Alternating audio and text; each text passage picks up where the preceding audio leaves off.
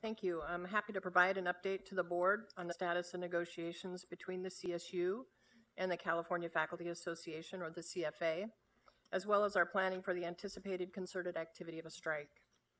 The financial proposals between the parties remain unchanged, and the CFA and CSU continue to be roughly $70 million apart in terms of a potential settlement. And that number increases to more than $110 million when the CSU considers the necessity of funding the Me Too contractual obligations in other collective bargaining agreements if we were to go to the 6.2%, it's 6.2, not 5%, that the CFA is requesting in negotiations this year. Some key points we need to reiterate and that have been made throughout this process include: we value our faculty and all of our employees and have demonstrated a strong commitment to compensation. Over the last 4 years, in alignment with the governor's budget plan, we have or would like to invest 8.34% in compensation increases. For faculty, just in the past 3 years, compensation investments alone have been or will be in excess of $121 million. And we've also made significant non-compensation investments in faculty support and success, things like research, startup costs, moving, and promotions, exceeding $100 million. In addition, we must remember the excellent health and other benefits all of our faculty and staff receive that are virtually 100% paid by the CSU. Is this enough? No, and it's not for our other employee groups either. But it is movement in the right direction, one that we seek to continue in the years ahead. We recognize the stories we hear from faculty regarding financial concern are real. And particularly for part-time employees, we acknowledge the pain so many of them have in making financial ends meet. We understand faculty have lost purchasing power, but so have all other employees and all other Californians for that matter. And we know the multi-year timeline it took for the recession to play out and hurt the economy, businesses, families, and communities, including the CSU, takes a multi-year plan to dig out from. This is just common sense when the state reinvestment in the CSU has still not achieved the pre-recession value by several $100 million. But you as a board must balance many competing priorities for limited resources. As you know, 61%, it's up from 59% last year, of our total resources as a system are spent on compensation and benefits for our employees. These are essentially fixed costs, and we have many other fixed costs, such as infrastructure, technology, buildings, and equipment. The CSU also now has the responsibility to fund our own deferred maintenance, estimated at $2.6 billion, and any new construction. We must plan for this. We also have thousands of qualified students that we are turning away because we don't have the resources to serve them, breaking the social compact with the state of California. We continue to maintain that on balance of all of our responsibilities and needs and financial capacity, 2% for faculty is appropriate. It is the same amount all other employees and their unions have accepted and/or received. This 2% is based on the board's budget that was funded by the legislature and the governor. We have said before our compensation challenges were created over multiple years and we need a multi-year solution. We cannot solve this in 1 year. Particularly where, as now, we are 3/4 of the way through this fiscal year and the bulk of our operations and spending are behind us. At this stage of the year, students have enrolled, courses have been scheduled or taught, and faculty have been hired to teach those courses. Our operating budget is fully committed. We need to find a path forward that acknowledges this reality and does not result in a budget cut to every one of our campuses. The CFA is often speaking about $2.1 billion, or you heard $2.2 billion just a moment ago, in reserves that are available to spend on compensation. This is simply inaccurate. Roughly half of that amount is for auxiliary organizations, and we're legally restricted from using these funds for faculty compensation.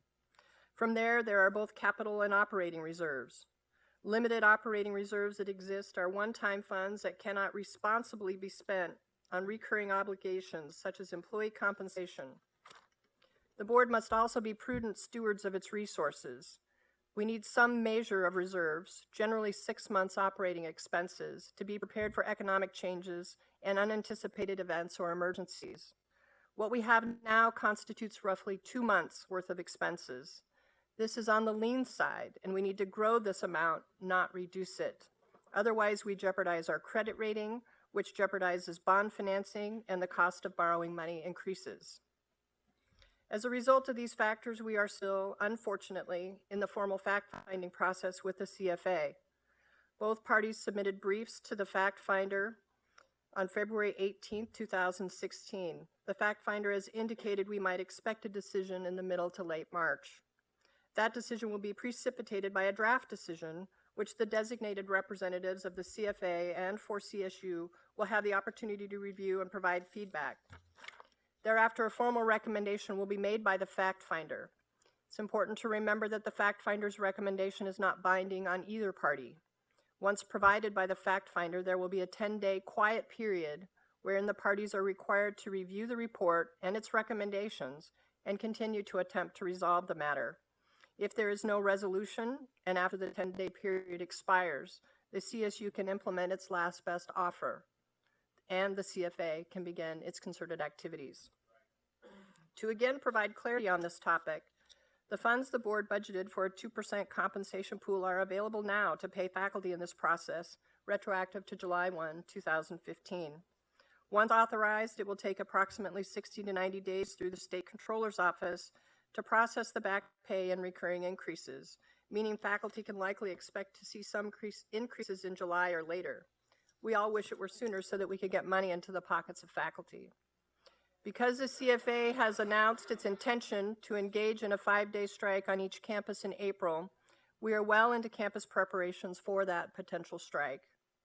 We are hopeful, of course, that a resolution can be reached, and we will continue to negotiate in good faith with the CFA at the table, but in light of their announced strike, we are communicating with campuses and working to plan for the potential strike. By now, you should have seen the frequently asked questions that are available on the calstate.edu homepage, and campus presidents have issued communications to students, faculty, and others regarding campus operations during the strike. We continue to communicate with other non-faculty unions regarding their obligations and rights during the strike. Specifically, all our non-faculty unions have current agreements with us, which specifically prohibit them from engaging in sympathy strikes and instead require them to fully perform their duties during any strike by another union. Thus far, and as we have heard and would expect, the other unions are cooperating fully with their contractual obligations. Also, Chancellor White continues his campus visits, and as you can imagine, the issue of the strike often comes up there. Tim is doing an excellent job of explaining our position, setting facts straight, and challenging everyone to think about whether this potential strike is really in the best interest of our students. Our concern runs deep, particularly for our most vulnerable students. A significant concern is getting correct information out to our campus communities about what to expect if a strike occurs. We certainly respect the right of faculty to strike if it comes to that. However, it's incumbent on all of us to make sure that it's done in a manner that is safe and respectful to everyone and does not interfere with the ability of students to complete courses or graduate. And students cannot be forced by faculty or others to support either the CFA or the CSU position, nor be required to participate in the strike. We're working very hard to make some things clear. Campuses will remain open during the strike. This board has delegated the authority to manage campuses to the presidents. It's a president, not CFA, who will decide in consultation with the chancellor if a campus will close and for what reason. The CFA does not have authority to close our campuses. Indeed, our students live on campuses, eat in our dining halls, obtain medical treatment in our health centers, and of course many classes will be held. Research and creative activity will continue, as will athletic contests, civic engagement, and more. Not all faculty will strike, as not all are members of the CFA. Indeed, less than 60% of our faculty statewide are members of the CFA. Our primary focus on campuses is always the health and safety of our students, faculty, and staff. That will not change during a strike. Our university police and campus security will operate at full capacity to assure our campuses are safe and healthy environments for all. All administrative and necessary services will be available. One area we are particularly concerned about is sustaining mental health counseling services for our students during a strike. Each campus will have a plan for providing these critical services to our students. Some information specific for students that it's important to communicate accurately includes: check with your faculty. If a class is being held, the student should attend. Normal attendance policies will apply. Students cannot be compelled by either side to take a position on the strike. If a student is feeling pressured, they should contact their student affairs office. Students cannot be compelled to walk picket lines or otherwise be involved in the strike by faculty. If they choose to do so, that is their right. However, they remain responsible for their academic obligations. This is different, of course, from those students who are hired by the CFA as employees and are paid to support the CFA outside of the classroom. There has been some controversy around discussions by faculty of strike in the classroom. We want to make things very clear. Certainly, faculty can and should advise students whether their classes or labs will be held. However, it's just like advocating for a particular political position or other purposes not authorized for state use. It's unlawful to use class time to advocate for or promote a strike. Class time is for teaching and related academic activities. This is not an academic freedom issue, but a use of state resources issue, the classroom, for a purpose that is not authorized. Faculty and students remain responsible for course outcomes. Thus, if a student's class is held, they should attend. If alternate work is assigned, they should make sure and complete those assignments. There are also real impacts for faculty members that should be acknowledged. The CSU starts with the premise that these are our faculty colleagues today, they will be during the strike, and they will be after the strike. Again, we respect their right to strike if it comes to that. We just want to make sure it's done in a responsible fashion that complies with the law, assures safety for all, and minimizes the impact on students, and maintains collegial working relationships within departments and campuses afterwards. If a faculty member chooses to strike, she or he cannot, by law, be paid. It would constitute a gift of state funds to do so. Accordingly, each faculty member will be asked to certify if they were on strike on any given day. A faculty member cannot engage in partial strikes or strike part of the day, then teach or do research another part of the day. That would constitute an intermittent strike and does not fall within the definition of protected activity under the law. To conclude, we remain hopeful about a potential resolution to this issue and are committed to bargaining with the CFA in good faith at the table. However, we must plan for a potential strike since logistics are complex.